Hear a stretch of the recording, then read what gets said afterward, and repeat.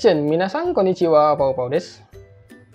Oke guys, di video kali ini gue akan memberikan informasi tentang informasi yang beredar saat ini ya. Jadi memang beberapa bulan yang lalu itu gue sering dapat pertanyaannya dari teman-teman yang nanya ke gue tentang informasi terkait penempatan CPMI dengan mekanisme Tokutei Gino SSW Mandiri ya. Jadi ada sebagian teman-teman yang nanya, "Bang, tolong dong bahas tentang mekanisme tahun 2025 untuk visa Tokutei Gino yang katanya udah nggak bisa mandiri lagi," seperti itu kan. Waktu itu beberapa 2 bulan atau 1 bulan yang lalu itu gue nggak bisa bahas karena gue tidak mendapatkan informasi tertulisnya ya teman-teman. Nah, tetapi beberapa minggu kemarin itu ada teman-teman yang mengirimkan screenshot bahwa ada informasi tertulis yang ditulis oleh pihak BP2MI, katanya begitu ya di sini.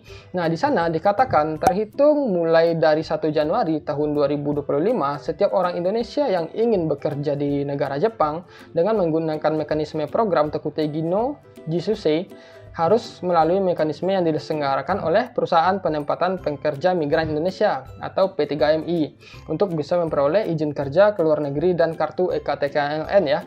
Nah, jadi akhirnya gue mendapatkan informasi tertulis terkait berita ini. Nah, tetapi gue tidak bisa menerima informasi ini begitu saja mentah-mentah karena gue belum menemukan informasi resminya dari pihak BP2MI. Nah, jadi saat gue mendapatkan informasi ini, gue langsung cek ya ke websitenya BP2MI. Ternyata memang tidak ada informasi yang menjelaskan tentang proses pengiriman Gino Jisusei untuk tahun 2025. Jadi gue cari lagi informasinya gitu kan, gue scroll ke bawah lagi dan ternyata memang tidak nemu. Jadi gue masih belum bisa mengklarifikasinya.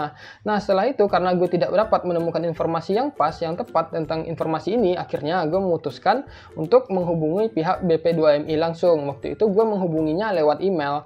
Jadi sekitar gue udah menghubungi 2 atau 3 minggu, ternyata tidak mendapatkan respon sama sekali ya. Dan gue itu udah menghubunginya melalui Messenger udah, Instagram udah, email udah, dan terakhir gue menghubunginya melalui TikTok ya teman-teman. Ternyata tidak mendapatkan respon.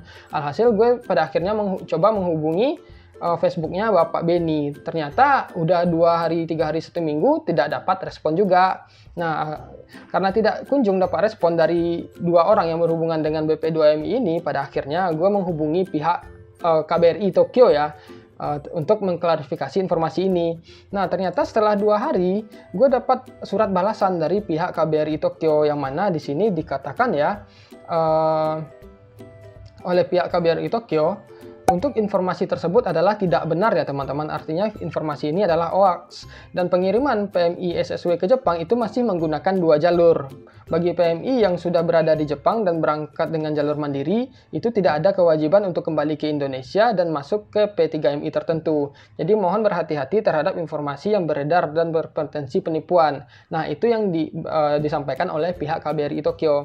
Nah, jadi buat teman-teman yang sekarang lagi di Indonesia yang berencana untuk berangkat ke Jepang melalui jalur mandiri dengan menggunakan visa Tokutei Gino, itu teman-teman tidak perlu khawatir ya, karena informasi yang beredar saat ini adalah itu informasi dari pihak-pihak yang tidak bertanggung jawab, yang entah apa tujuannya, tetapi tidak bisa dibuktikan kebenarannya. Dan kalau misalnya kita lihat pun informasi yang beredar itu, di sini dikatakan ya, setiap orang Indonesia yang bekerja di negara Jepang dengan menggunakan mekanisme program Tokutei Gino Jisusei, itu maksudnya kita tidak mengerti ya. Maksudnya apa? Program Tokutei Gino Jisusei itu nggak ada ya. Kalau program ya ada Tokutei Gino Jisusei, seperti itu. Nggak ada yang namanya program Tokutei Gino Jisusei. Jadi memang dari informasinya saja itu sudah jelas-jelas salah dan membingungkan ya teman-teman, alias sesat. Nah, cuma waktu itu gue masih belum bisa klarifikasi karena gue nggak bisa dapatkan informasi yang jelas dari pihak yang terkait. Nah, tetapi karena setelah gue dapat informasi yang dari pihak terkait, itu gue baru bisa menjelaskannya kepada teman-teman. Dan juga baru hari ini itu Instagramnya BP2MI itu sudah menjelaskan ya kalau informasi ini adalah hoax ya teman-teman. Jadi teman-teman nggak perlu khawatir lagi tentang informasi ini. Nah, jadi lebih kurang seperti itu ya informasi yang bisa gue sampaikan kepada teman-teman. Semoga informasi ini bisa membantu teman-teman ya. Kalau sekiranya teman-teman masih punya pertanyaan, silahkan aja tulis di komen. Gue bakal jawab sebisa mungkin dan sampai ketemu di video berikutnya. Cut.